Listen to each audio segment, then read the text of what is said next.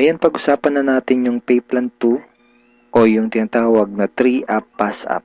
Minsan, ang tawag dito sa pay plan na to ay infinity pass-up. Again, ipapaalala ko lang uli na kahit magkaiba at magkahiwalay ang pay plan 1 at ang pay plan 2, ay sabay nangyayari ang pay plan 1 at ang pay plan 2. Okay, maliwanag yun ha. Sabay sila nangyayari. In pay plan 2 o yung 3-up pass-up, kikita ka ng $20 sa lahat ng direct referrals mo. Maliban lang sa second, third at seventh referrals mo. Bakit? Dahil ang second, third at seventh direct referrals mo ay maipapasa pataas sa taong direktang nag-refer sa iyo sa SWA. Okay, maipapasa sila doon sa direct sponsor mo. Sa madaling salita, you will earn $20 from your first, fourth, fifth, sixth, and 8th up to infinity. Next, you can earn unlimited $20 every day. Again, wala ding flash out, no flash out, and no maximum income dito sa pay plan 2. Let's say may 8 kang naging direct referrals. Tulad ng sabi ko, sa kanilang lahat ay may commissions ka na tag to $20. Maliban lang sa second, third, at seventh referrals mo. Dahil ang second, third, at seventh referrals mo ay maipapasa sa iyong sponsor. Sponsor mo ang kikita ng tag to $20 dito sa second, third, at seventh mo. Okay? Kaya tinawag na 3-up pass-up. Okay, malamang ito ang iniisip mo ngayon. Teka, ba't ganon? Ikaw yung nagpakahirap at ikaw yung nag-effort, bakit iba yung kumita or nakinabang? Huwag kang mag-alala. Yung pay plan 2 is actually a very powerful compensation plan na malaki ang pwede maging advantage para sa'yo. So, explain ko kung paano yun.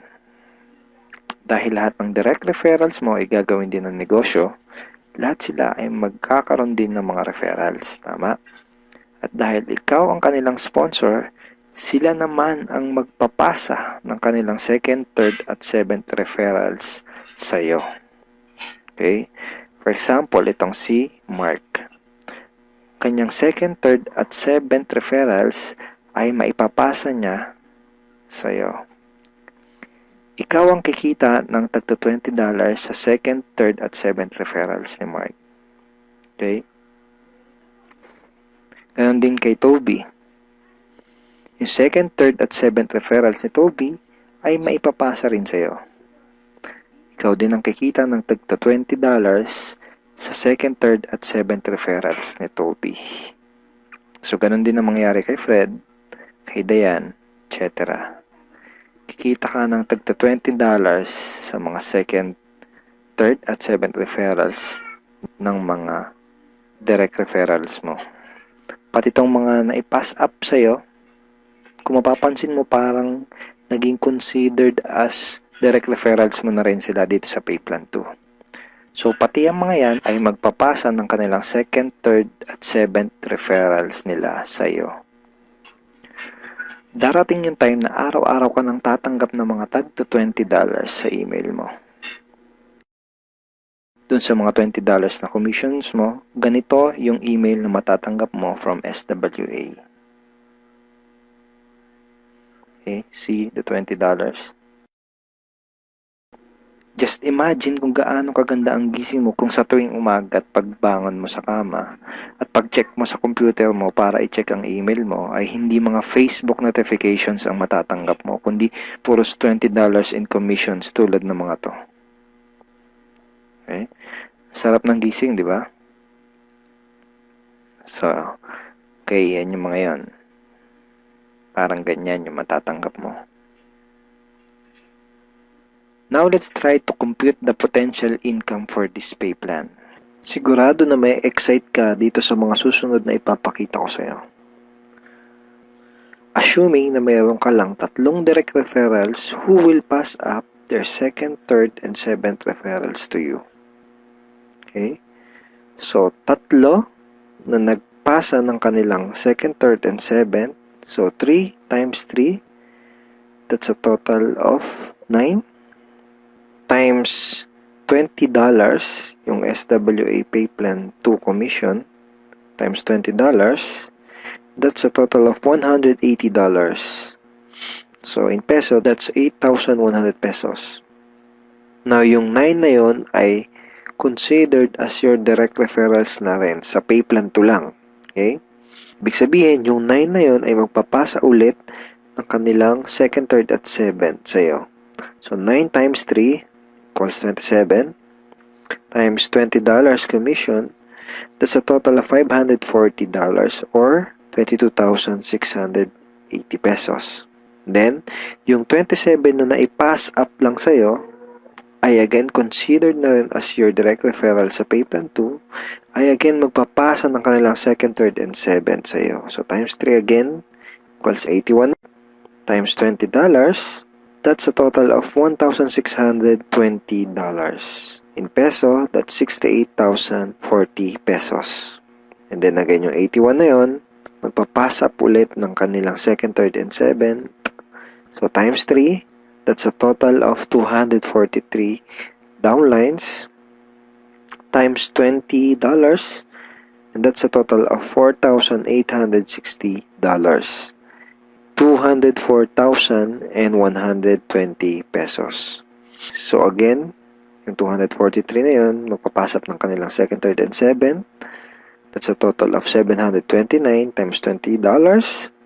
That's $14,580. In peso, that's 612,360 pesos.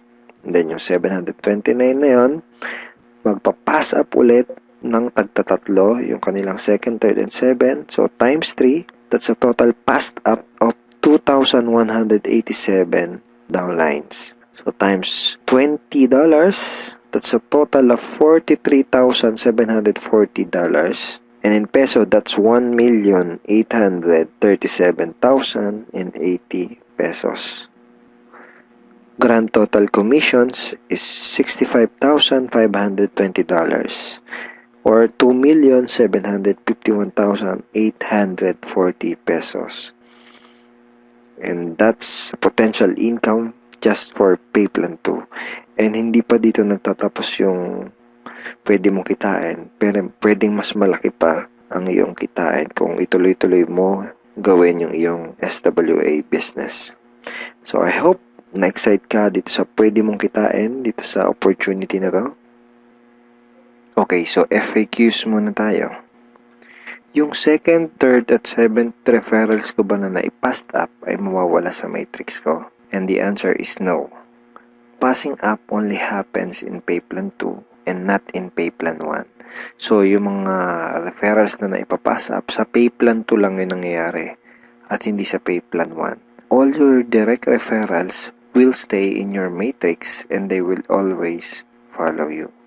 Ibig sabihin, yung mga direct referrals mo, intact yun doon sa matrix mo at lagi lang silang magpa-follow sa'yo sa Pay Plan 1. Okay, next question. Pwede bang kumita sa Pay Plan 2 kahit wala akong ma-refer or sales? The answer is no.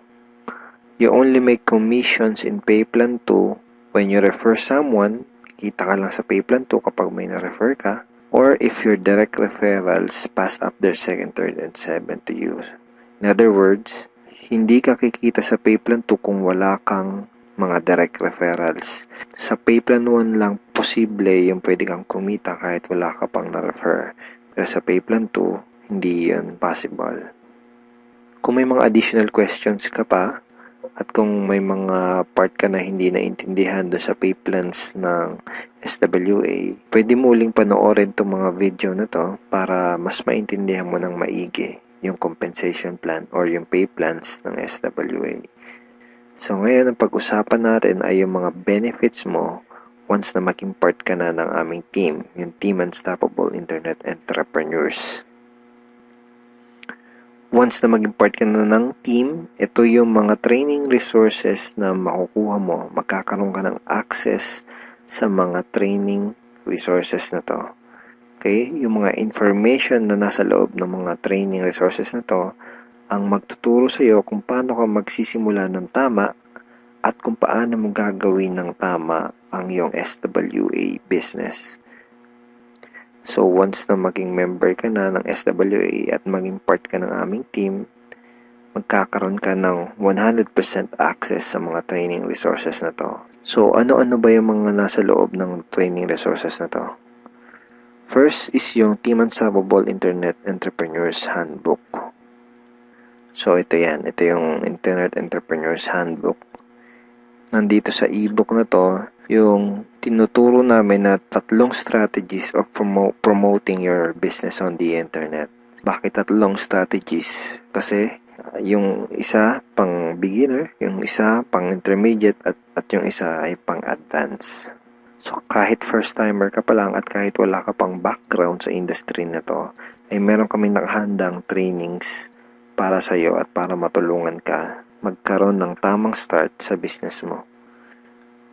Next is yung how to handle prospect objections. Okay, ito yan. Ito yung loob niyan. Basically, sa business na to, yung mga magiging prospects mo ay magkakaroon ng mga questions once na makita nila yung opportunity. And it's very important na alam mo kung paano sasagutin ng tama yung mga tanong nila. Most networkers ay nagfe-fail dahil hindi nila alam kung paano sasagutin yung mga question ng prospects or yung mga objections ng kanilang prospects.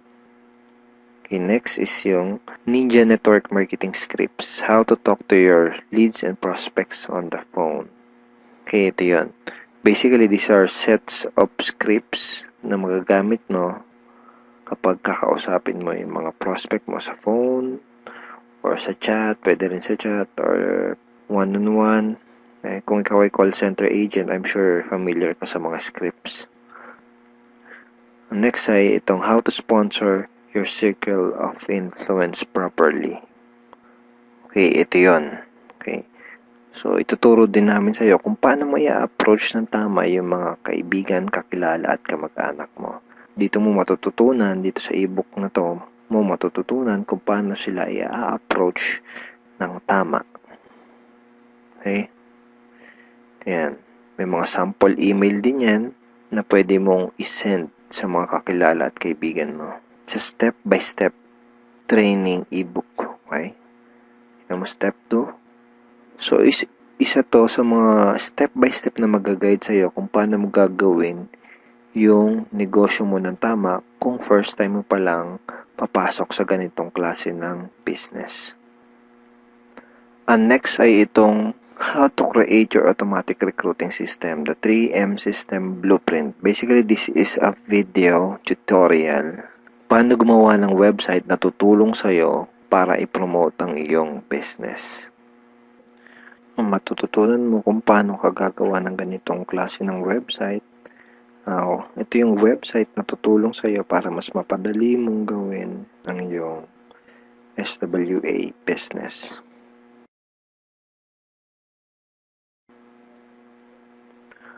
Okay, thank you for watching these videos, and we are looking forward in guiding you and helping you achieve good results and achieve your goals in this online business opportunity. Have a great day and God bless.